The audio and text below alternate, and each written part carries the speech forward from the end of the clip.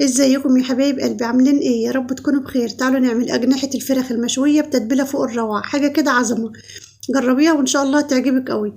وهنعمل كمان جنبيها صينية البطاطس الحلوة دي. يلا بينا نسمي بالله ونصلي على الرسول ونبدأ الوصفة. بس لو عجبتك ما تنساش تشجعيني بتعليق ولايك حلو منك كده، تصلي فيه على النبي يرفع لي الفيديو.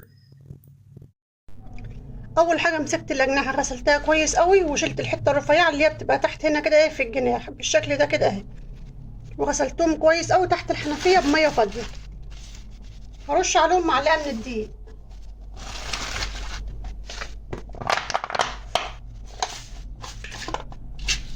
ومعلقه ملح، وهعصر ليمونه كبيره.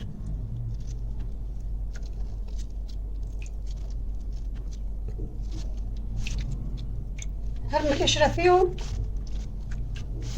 وهسيبهم منقوعين بقى في الميه دي كده ربع ساعه او تلت ساعه بالشكل ده كده.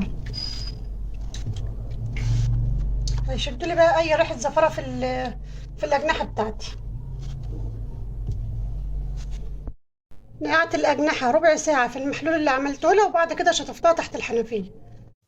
بعد ما غسلتها هتبلها بتتبيله حلوه قوي. معايا هنا معلقتين من الصلصه،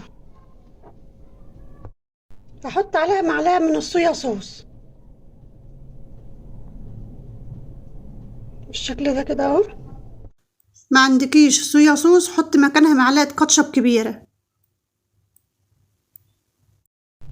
معلقه صغيره من السكر.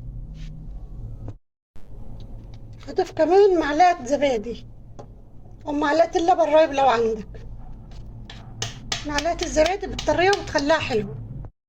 معلقه كبيره توم باودر على بصل باودر، يعني من كل حاجه معلقه صغيره، بس انا ضايفاهم على بعض.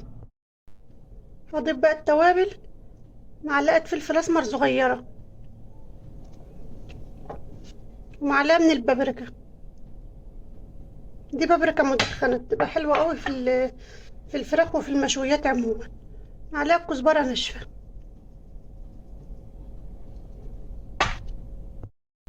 هضيف معلقه من توابل الشيش طاووق دي او توابل فراخ مشويات اي حاجه زي ما طلعت، لا فرشت ولا شقات. معلقه ملح صغيره. هضيف كمان نص معلقه صغيره شطه، ودي اختياري، مش عايزه اضيفها ما تضيفهاش، بس بتخلي طعمها حلو. هضيف بقى معلقتين اتنين زيت.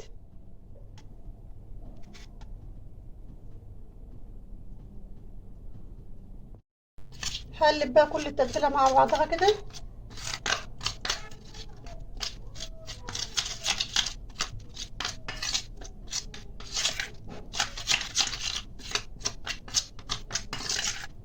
ريحتها حلوه قوي.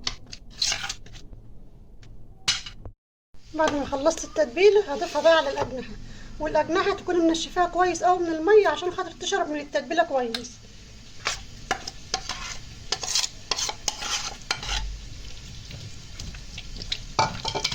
بالشكل ده كده اهو.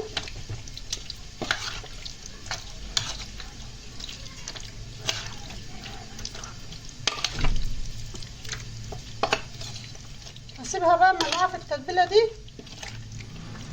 ساعه كده او اتنين. كل ما تسيبها منقوعه في التتبيله كل ما طعمها يبقى احلى.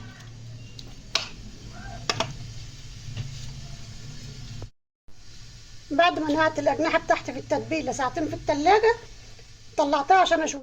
بس هجهز الاول كده صينيه خضار هحطها تحتيها. معايا هنا بقى بطاطس، اي كميه انت عايزاها بقى من الخضار، بتقطعه البطاطس برضو اللي تحبيها. احط عليها هنا فلفل الوان وطماطم مكعبات، وهقطع بصلايه.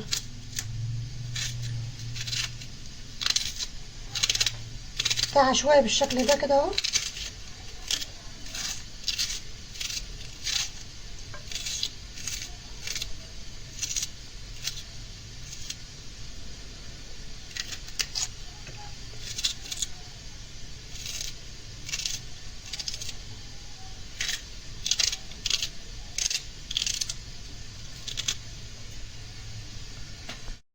غيرت الصينيه بس عشان جت ضيقه. ضيف عليهم كمان معلقه التتبيله دي اللي كنت عيناها من تتبيله الاجنحه بتعمل الخضار بتاعي.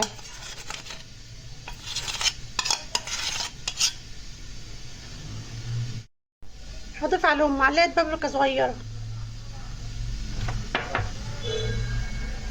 رشه كزبره ناشفه، ورشه فلفل اسمر، ورشه كمون. اضيف لهم كمان مكعب مرق،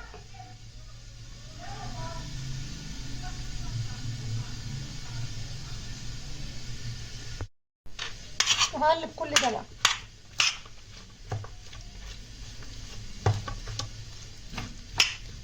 مش هينفع معلقه، لازم اعمل بايدي. اضيف لها معلقه صغيره من الملح عشان انا حاطه مكعب شوربه عشان ما تجيش حادقه مني.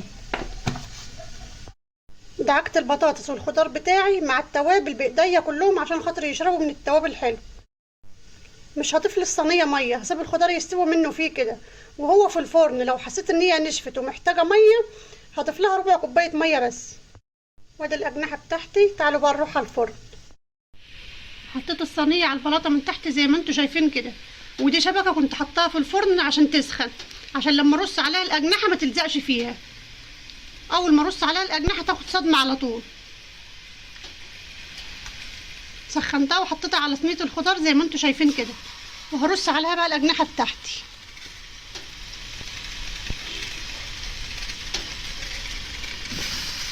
بالطريقه دي كده اهي.